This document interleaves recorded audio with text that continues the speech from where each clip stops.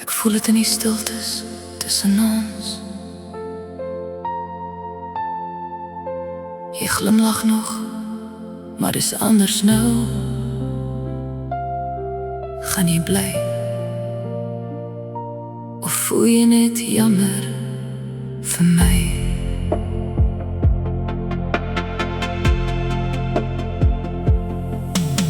Jy kyk deur my as ek met jou praat. Ons lag nie meer soos vroeër vanaand. Ek probeer verstaan wat verander het, maar jou hart voel verder elke aand. Ek wonder waar ons liefde draai.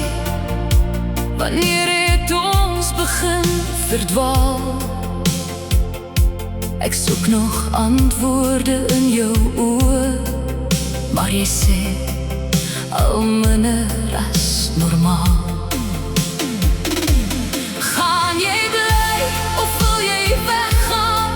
Sê my eerlik, ek moet weet, is jou liefde net tydelik? Of was dit nooit bedoel vir my? Wat het ek verkeerd gedoen? Hoekom voel jy so koud teenoor my? Ek wil nie jou tweede keuse wees nie. Ek wil iemand wees wat jy kies. Dis moeilik om heeltyd te wonder. Dit maak my mal. En te voel jou hart raak stil. Ek probeer nog vasklou,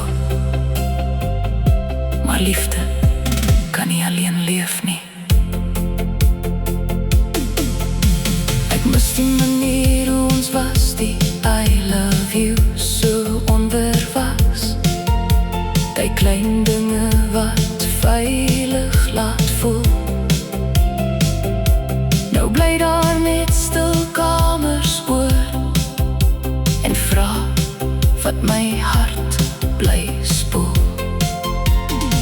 Miskien weet jy nie hoe om dit te sê. Miskien probeer jy my beskerm, maar stilte breek ook mense stadig. Wanneer liefde begin wegsterf, of is ek verkeerd het? As jou hart klaar besluit het, moet my nie in hoop laat bly.